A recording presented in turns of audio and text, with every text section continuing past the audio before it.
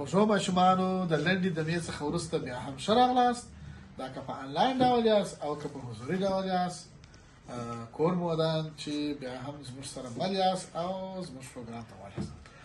موږ تاسو لپاره یو بله کیسه د دمې وروسته راوړې ده. خدای وکړي چې ستاسو علاقې وړ وګرځي.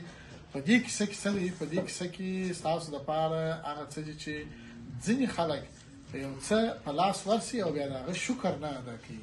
کنه موږ او تاسو باید په خپل ژوند کې داسې نسو چې څه خدای پاک راکړي دي، چې هغه مور او پلار ته اماده کړي دي، د هغه باید شکر وباسو او څه وکړو چې د مور او پلار څخه مننه وکړو چې موږ ته د هر څه اماده کړي دي، په دې خاطر چې که موږ د دې څخه مننه ونه کړو او شکر د دې شانو ادا نه کړو، نو بیا دا شان خدای مو کړه پر موږ باندې بند نه سي. خدای مو کړه چې دا شان څخه بیا موږ محروم اوسو. نو موږ به څه کوو؟ د مور او پلار څخه مننه کوو، همیشه به شکر ادا کوو. باچا خبره ورسره مني، ځکه چې باچا ودې ته نه دی ویلي چې زه باچا یم او نه دی په خبر چې دا باچا دی د دې مرغۍ دوسته. نو شپه ورسره تېري، شپه چې ورسره تېري، سهار چې کله ځي د ده سره بل څه نشته. و بوډا ته وایي او دا بوډۍ ښځې ته وایي چې د نن نه پس ته داسې لکه زما ورور، نو زما سره خو بل څه نشته، خو زه دغه تور سپی تا ته په تحفه کې درکوم چې کله دې هم زه په کار شولم دغه تور سپی به تا تر ما پورې راورسي. نو باچا پر خپل آس باندې سپور سي، مرغۍ د ځان سره واخلي او روان سي. دی چې ولاړ سي، د خدای شپې ورځې چې تېرېږي، یو وخت دا بوډا سړی خپلې بوډۍ مېرمنې ته وایي چې زما هغه کس چې ما ته په ورور ویلي وه، زه غواړم چې ولاړ سم د هغه سره ووینم. بوډۍ ورته وایي چې صحیح ده ورسه.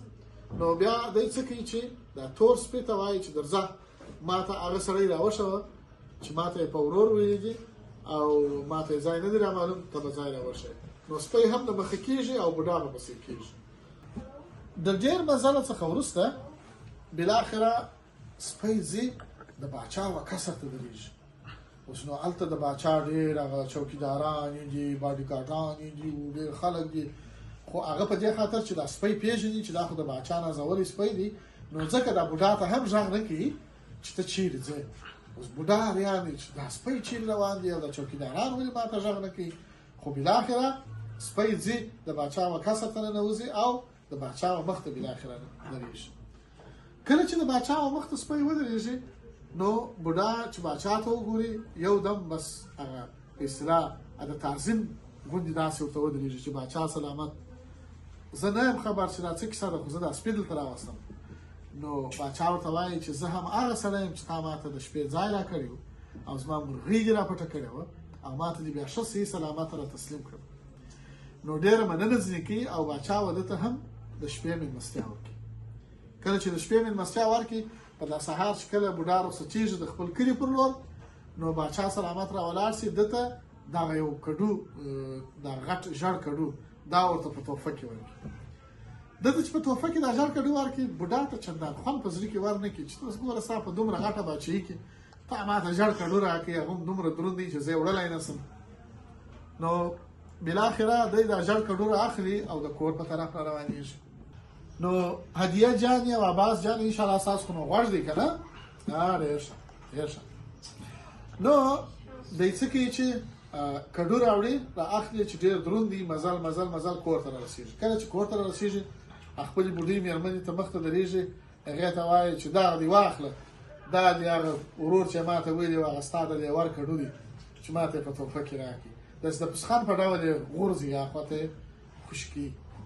کله چې هغه خوا ته خوشي کوي او ویې غورځي، تاسو پوهېږئ دی خو هسې مخ ځینې واړوي، خپلې ښځې ته یې ورغورځي. خو کله چې ښځه د کډو دا چاودلي حالت په غوږو باندې واوري چې دا کډو ډېر غټ غږ وکړي، نو هغه ناره وکړي، وایي دی داسې فکر کوي چې دا لکه چې دا کډو ما اوس د دې په پښه باندې ورغورځاوه، یا څنګه خبره ده چې دې غږ وکړي. خو هغه ورته وایي چې نه، ته دلته وګوره.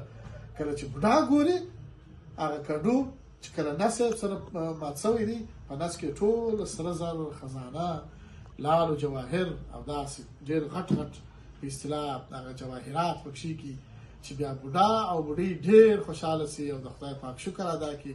او بوډۍ بیا بوډا ته وایي چې ګوره تا په دومره پسخان باندې دغه کډو وغورځاوه، خو پوهېږې دا د کډو د نسه څخه څه شی راووته.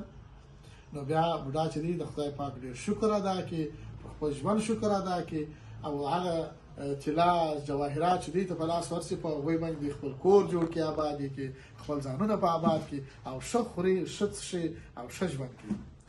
نو د دې کیسې څخه به تاسو په دې باندې پوه شوي یاست چې خدای تعالی چې موږ ته کم شته راکړي دي کم نعمتونه یې راکړي دي او زموږ مور او پلار موږ ته دا هر څه اماده کړي دي یا ورور یا مشر خور یا مشر ورور موږ ته اماده کړي دي د هغوی څخه موږ مننه وکړو د هغوی کور ودانۍ ووایو او د هر شي باندې ضد ونه کړو او داسې هر څه چې موږ لرو نور بیا ونه غواړو ځکه چې هغه څه چې زموږ سره موجود دي نوي دي هغه لومړی باید استعمال کړو د هغه څخه وروسته بیا موږ نور وغواړو چې کله هغه خراب سي یا څیرې سي یا د کاره ولوېږي بیا نور موږ وغواړو. صحیح دی؟ نو انشاءالله د هغه وعده راسره کوئ چې همداسې به کوئ که نه؟ آفرین زنده باد.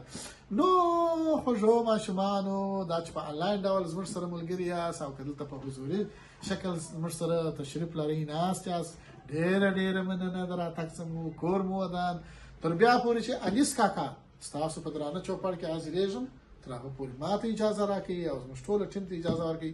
د خدای په امان ښه وختونه.